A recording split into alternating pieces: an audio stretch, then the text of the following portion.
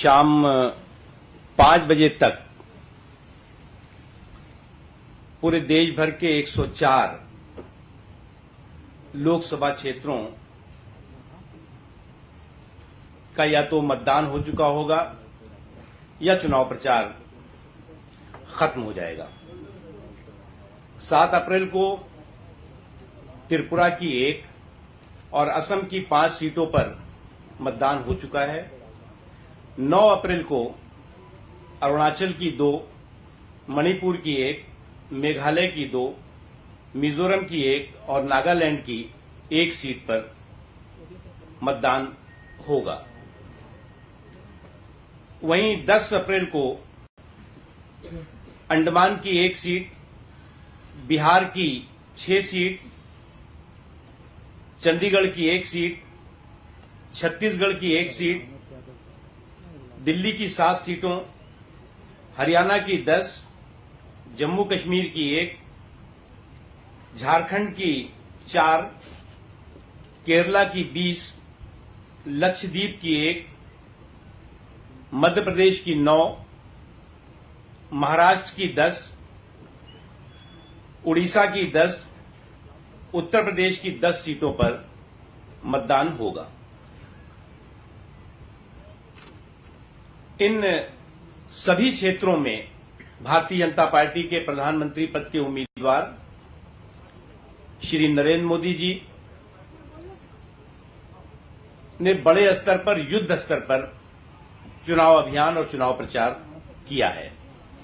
उसके अतिरिक्त पार्टी के वरिष्ठ नेता श्री लालकृष्ण आडवाणी जी, पार्टी के राष्ट्रीय अध्यक्ष श्री राजनाथ सिंह जी, लोकसभा में विपक्ष की नेता श्रीमती सुषमा स्वराज जी, राज्यसभा में विपक्ष के नेता श्री अरुण जेटली जी और भाजपा शासित राज्यों के सभी मुख्यमंत्रियों ने अपने राज्यों के अतिरिक्त भी अन्य चुनावी राज्यों में भी चुनाव प्रचार में हिस्सेदारी, भागीदारी की है।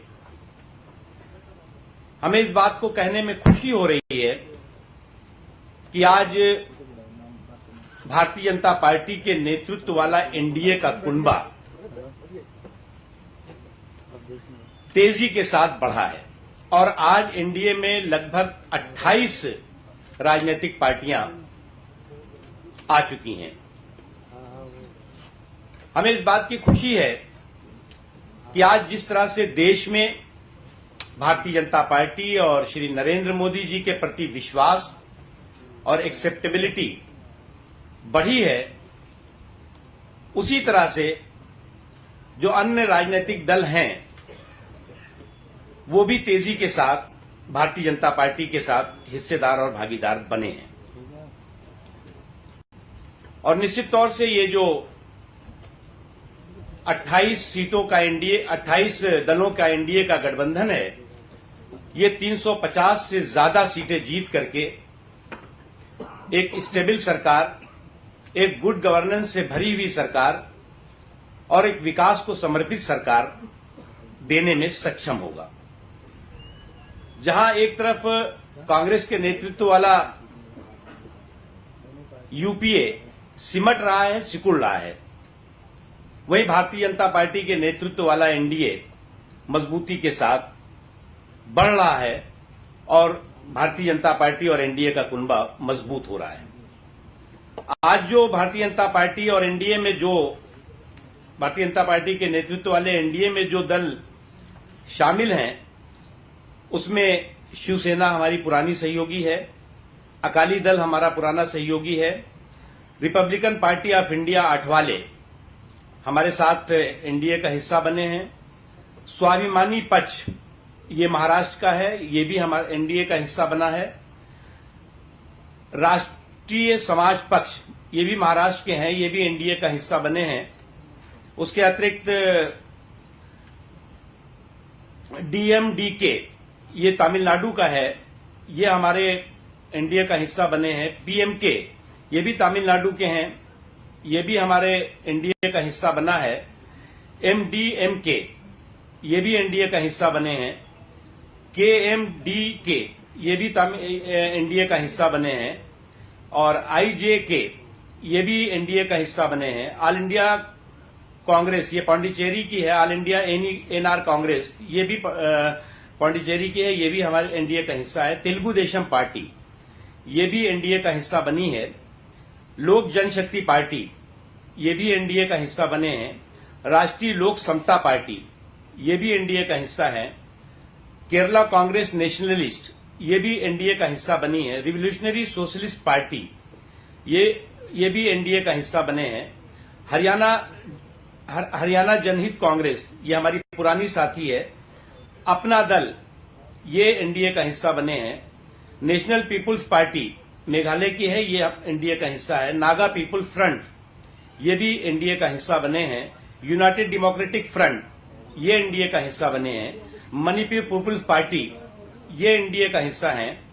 गोरखा जनमुक्ति मोर्चा, ये भी एनडीए का हिस्सा बने हैं। महाराष्ट्र गोमंतक पार्टी, ये भी एनडीए का हिस्सा है। जन सेना पार्टी आंध्र प्रदेश की है, ये भी एनडीए का हिस्सा है। न्यू जस्टिस पार्टी, ये भी एनडीए का हिस्सा बनी है।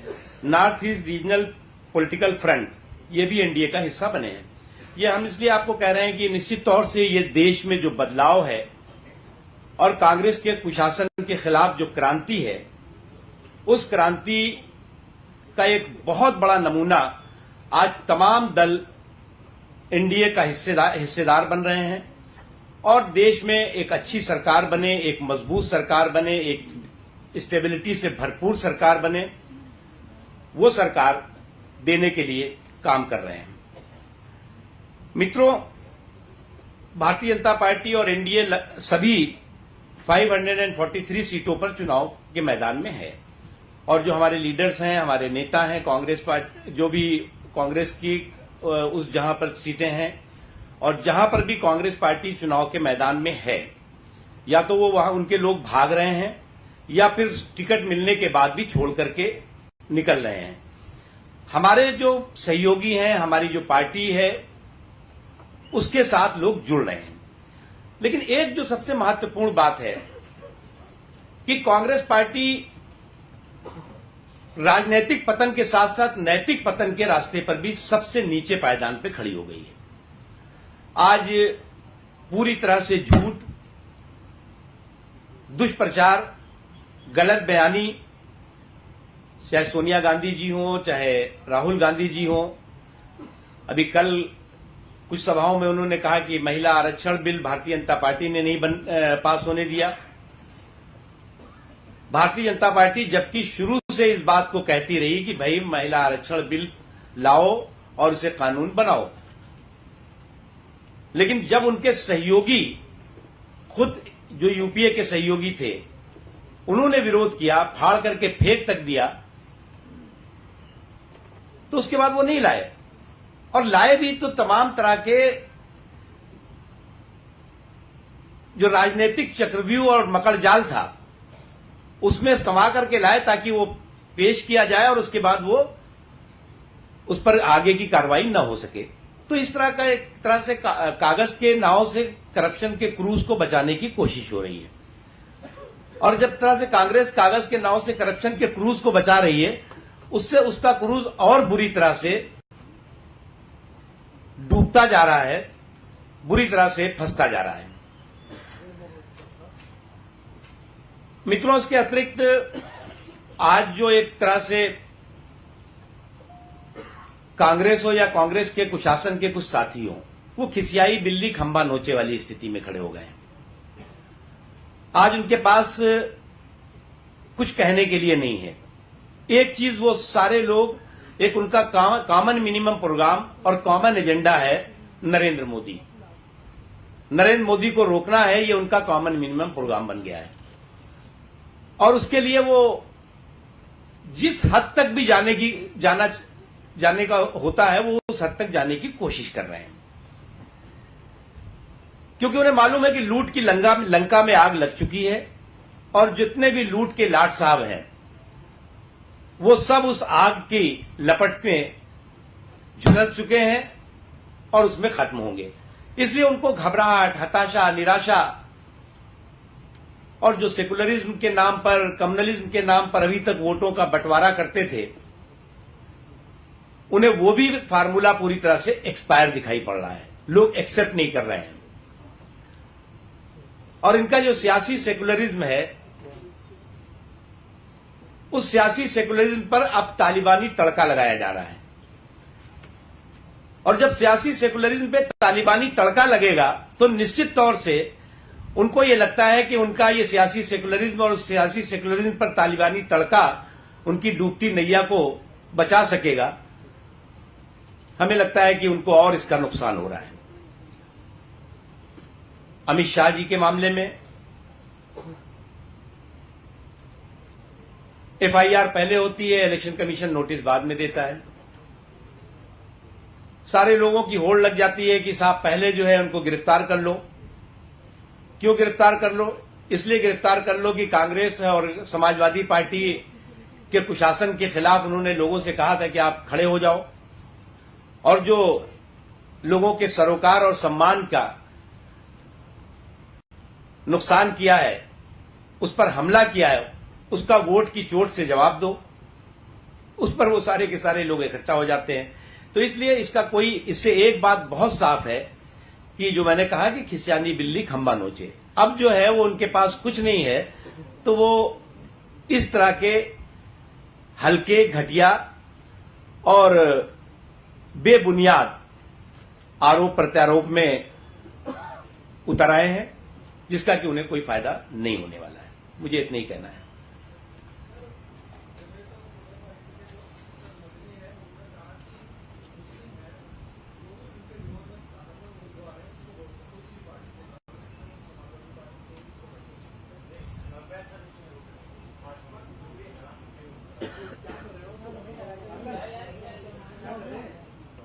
मैं एक बात बताऊं आपको कि चुनाव आते ही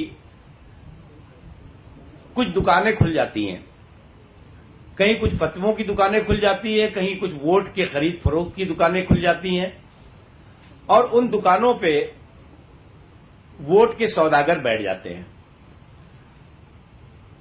लेकिन उससे भी ज्यादा अफसोस की बात है कि कांग्रेस पार्टी, उसका तो सेकुलरिज्म बुखारी साहब के चौखट पर दम तोड़ रहा है। दूसरी तरफ जो है वो, जो मैंने पहले कहा कि जो सेकुलरिज्म है, वो सेकुलरिज्म पर तालिबानी तड़का लगाया जा रहा है और कहा जा रहा है कि साहब बीजेपी के खिलाफ वोट करो, चाहे वोट अपना गड्ढे में डाल दो। तो ये बहुत हो चुका। इस बात को इस देश का मुसलमान भी समझता है, इस बात को इस देश का दबा कुचला समाज के लोग भी समझते हैं कि वोटों के शोषक और वोटों के अपहरणकर्ता फिर से बाजार में आ गए हैं और फिर से कहीं से सौदा करके वोटों के सौदागर मैदान में है। इसलिए इस तरह के तमाम अपीलों का, तमाम फतवों का असर इस बार कतई नहीं होने वाला है, क्योंकि इस बार मुद्दा लोगों के सरोकार से जुड़ा हुआ है, लोगों के सम्मान से जुड़ा हुआ है, सुशासन से जुड़ा हुआ है।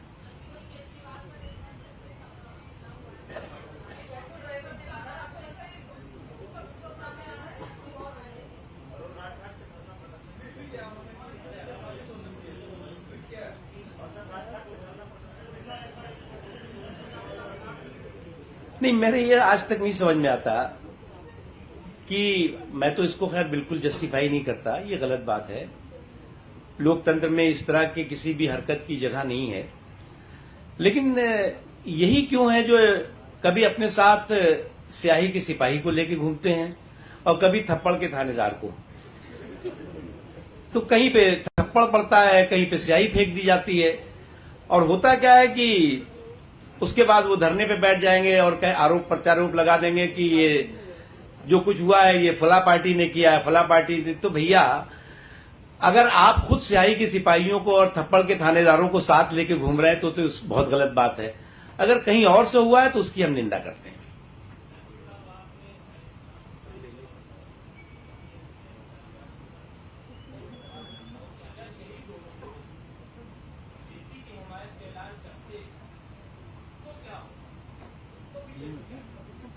कौन हमारा ऐलान करता?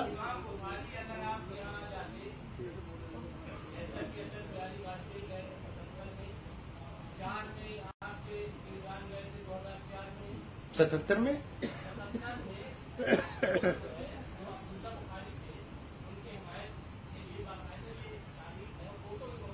नहीं, मैं बताऊंगा ना। 77 में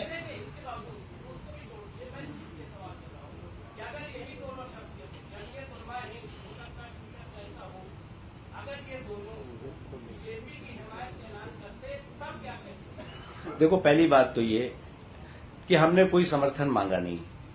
हम सोनिया गांधी जी की तरह जो है उनके चौखट पर मत्था टेकने गए नहीं। निश्चित तौर से हम जब बात करते हैं सबका साथ सबका विकास, तो समाज के सभी वर्गों की बात करते हैं। हम जो है वो फतवों के आधार पर वोट हासिल नहीं करना चाहते। हम अपने काम के आधार पर, अपने संकल्प के आधार पर वोट हासिल करना चाहते हैं। और इसलिए जो है वो कौन हमारा साथ देता कौन नहीं देता, ये जो है वो काल्पनिक सवाल है, इसका कोई अर्थ नहीं।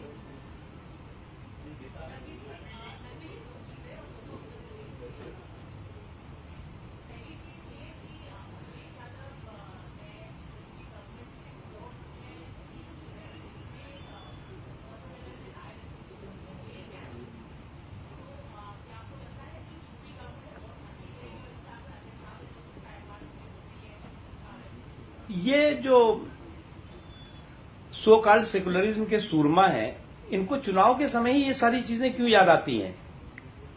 इससे पहले इन्हीं ने एक कमेटी बनाई, उस कमेटी ने तमाम लोगों को क्लीन चिट दी। अब किस आधार पर ये कहते हैं कि साहब फिर से एक बार जो है वो कार्रवाई होनी चाहिए? तो ये सारी की सारी चीजें केवल वोट को देखकर है। अरे भाई, आप चुनाव जो है वो दंगा फसाद, सांप्रदायिकता, धर्मनिरपेक्षता, ये सब छोड़िए और मुद्दों पे आके लड़िए। हम तो बार बार ये कह रहे हैं कि आप जो है वो अपने डेवलपमेंट के नाम पर लड़िए, आपने अचीवमेंट क्या किया उसके नाम पे लड़िए। ये जो आप कर रहे हैं, ये सारी चीजें इस बात को प्रदर्शित करती है कि न तो कांग्रेस के पास किसी तरह का कोई अचीवमेंट का जो है वो लेखा जोखा है उपलब्धियों का, और न ही उनके किसी चंगू मंगू के पास।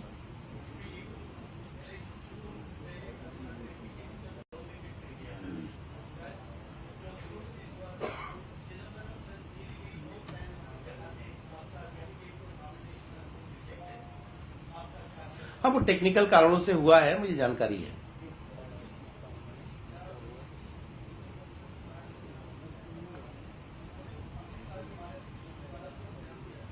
देखिए, हम जो है वो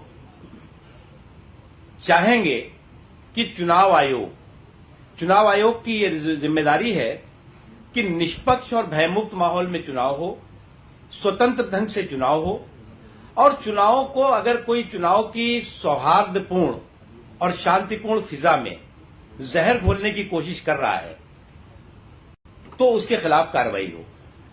भारतीय जनता पार्टी इस बात को शुरू से इस बात को कहती रही है। मुलायम सिंह यादव जी की पार्टी हो, कांग्रेस पार्टी हो या बहुजन समाज पार्टी, इनमें एक होड़ लगी हुई है कि कौन जो है वो धर्म के आधार पर, सांप्रदायिक आधार पर वोटों में बिखराव और टकराव पैदा करे। हमारा एजेंडा, हम बिल्कुल ध्रुवीकरण चाहते हैं। हम चाहते हैं कि पोलराइजेशन होना चाहिए। पोलराइजेशन डेवलपमेंट के नाम पर होना चाहिए। पोलराइजेशन गुड गवर्नेंस के नाम पे होना चाहिए। पोलराइजेशन जो है वो नेशनल इंटरेस्ट में होना चाहिए, और उस पोलराइजेशन में हिंदुस्तान के सभी समाज के लोगों की हिस्सेदारी और भागीदारी हो।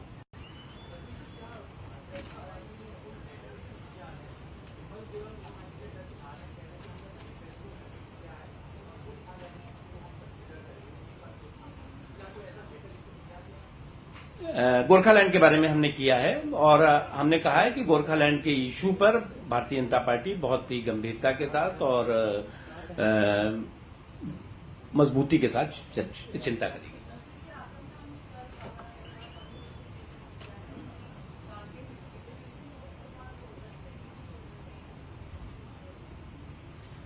देखिए, इसीलिए तो मैंने कहा ना कि ये जो सारे के सारे लोग हैं, इस पूरे के पूरे चुनाव को अब करगिल के शहीद और करगिल में जो कुछ शहादत हुई, जिसे कि पूरा हिंदुस्तान नतमस्तक होकर के सलाम करता है, उसको भी आप सांप्रदायिक रंग देने की कोशिश कर रहे हैं। इससे ज्यादा घटिया और जहरीली मानसिकता कुछ नहीं हो सकती।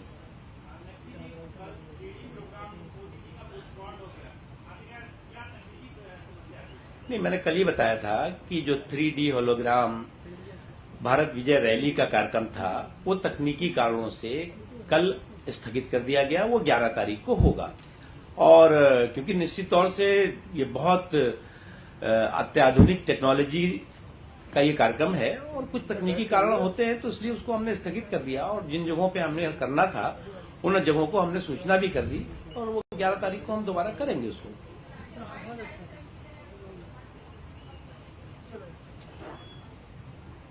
मैंने अभी आज गए, मुझे मालूम नहीं।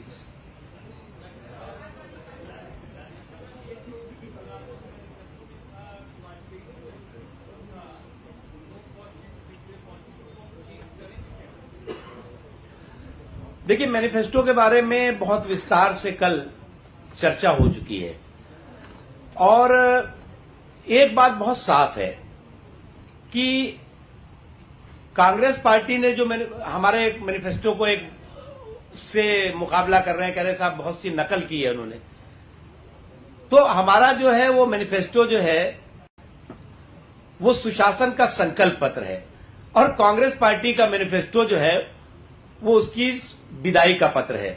तो इसलिए हमारे उसमें फर्क है और हमने जो कुछ भी मैनिफेस्टो में संकल्प किया है वो पूरा करने के लिए किया है, हमने केवल विदाई पत्र नहीं लिखा है।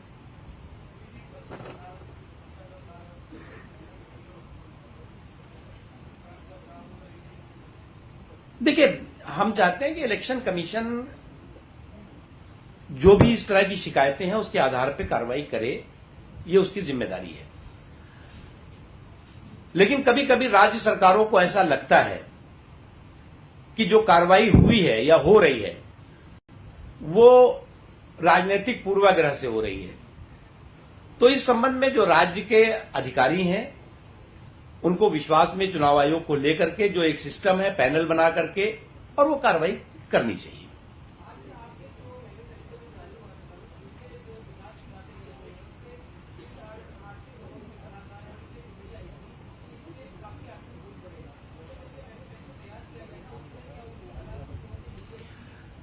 देखो भैया, जब मैनिफेस्टो बना है तो उसके तमाम आर्थिक, सामाजिक, शैक्षणिक, राष्ट्रीय सुरक्षा, आंतरिक सुरक्षा, ये तमाम पहलुओं पर बहुत गंभीरता के साथ उसको अध्ययन किया गया है और हमने आपको कहा कि जब ये मैनिफेस्टो है तो ये हमारा जो है वो सुशासन का संकल्प पत्र है और हम सरकार में जो है वो करेंगे और कैसे करेंगे उसको समझ बूझ करके ही किया गया है। और अगर कोई एक्सपर्ट इस बात के बारे में कहता है तो उनको कहने का अधिकार है।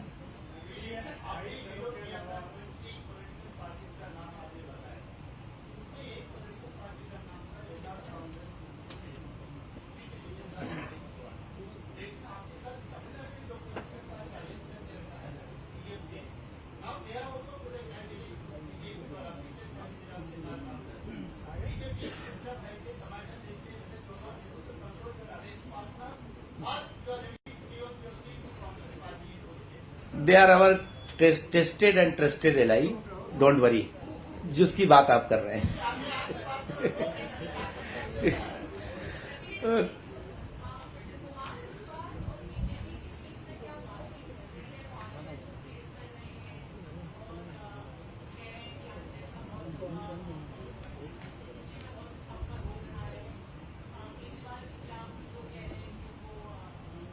कौन विश्वास? हाँ, अब उनके विश्वास पे हम क्या बोले। Thank you.